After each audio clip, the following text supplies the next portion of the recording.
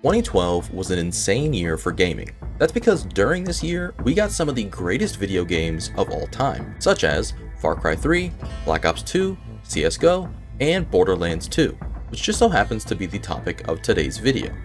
Let me ask you a question. Have you ever asked anyone if they've played a Borderlands game, only to then get hit with something along the lines of, "Yeah, I played Borderlands 2, but that's about it." Sound familiar? Well, you're not alone. That right there is why I personally believe that the insane success of Borderlands 2 has cursed the franchise forever. Now, honestly, what I'm about to talk about in this video may be a bit controversial, but I've been thinking about this a lot recently, because with the community reception of Borderlands 4 being pretty mixed, it seems like Gearbox will never satisfy their players. So how did we get here, and why does it seem like the future of Borderlands is doomed to fail? Well, in order to answer that question, we have to understand what made Borderlands 2 so successful in the first place. When Borderlands 2 was released in 2012, it very quickly became one of the most memorable games of all time. That's because it took what made the first game so good and pretty much injected it with crack.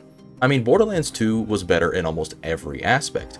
Whether it was the insanely dark yet hilarious humor, I will pay you to kill yourself. I've got a perfect spot all picked out for you. And you don't want to? That's fine. Call the Hyperion Suicide Prevention Hotline and you'll get nothing. But if you want a huge reward, you jump off that cliff and become my bitch. Take your time. world that felt gritty and lived in, or overall gameplay improvements, there was something that everyone could enjoy. So let's start with the humor. In the Borderlands games, humor has always played a massive role, but more recently, the humor has relied more on modern meme culture than trying to shape that culture itself. Our path to the Great Vault has been revealed! Next up, Promethea! Don't forget to like, follow, and obey. This is where Borderlands 2 shined the most for me, as in my opinion, the writer struck the perfect balance of early 2010s humor and dark gritty topics. For example, here's an instance of the writers using a sensitive topic and conveying it incredibly well without feeling the need to insert a pointless joke or the sake of being funny. Sweetheart! Remember that heavy red rock I told you to hide in your dress? Pull the pin at the top, then throw it at the wall! Mommy? Just run! Tina! Run! Looking at you, BL3. Woke up, I look at the computer say, Floyd said, fuck T.I., fuck Nelly, fuck 50. I'm like, what did he say fuck me for? This leads me to the next reason that Borderlands 2 was so successful, and that is none other than the story.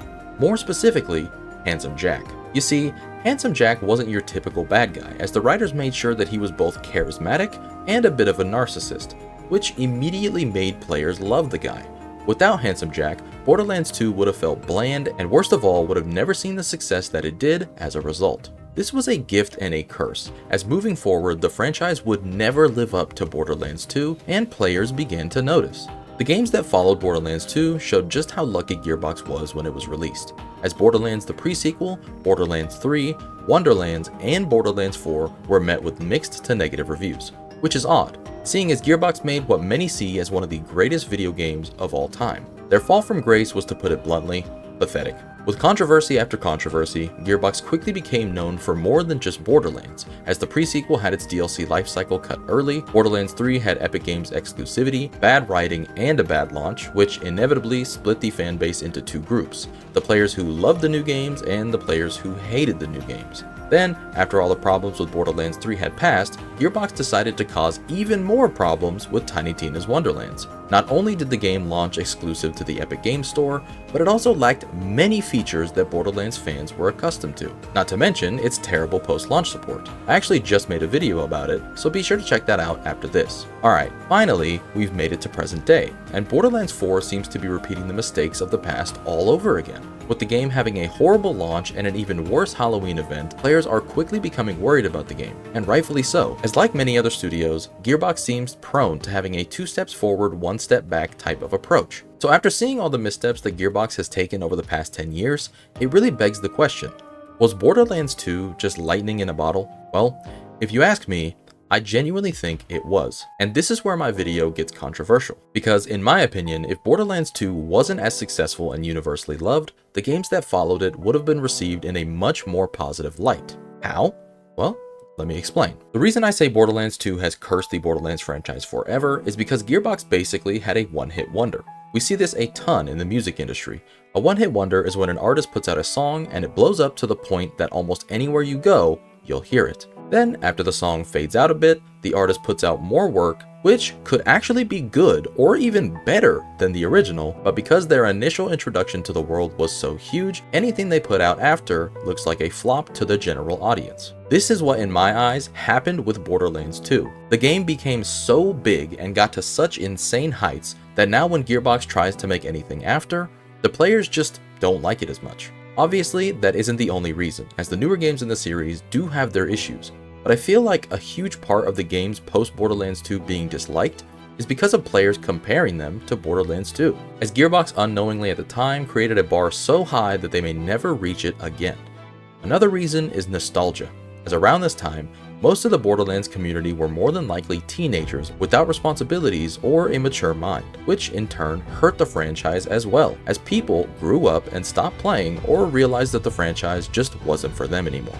And I think Gearbox knew this, as with the almost 7-year wait between Borderlands 2 and 3, I believe Gearbox was looking to draw in a newer and more importantly, younger player base, which could explain the drastic changes to the writing, characters acting the way they were, especially Ava, and flashy effects all over the screen. But that's not even the most damning evidence of all. The most damning evidence is the teen rating on Tiny Tina's Wonderlands.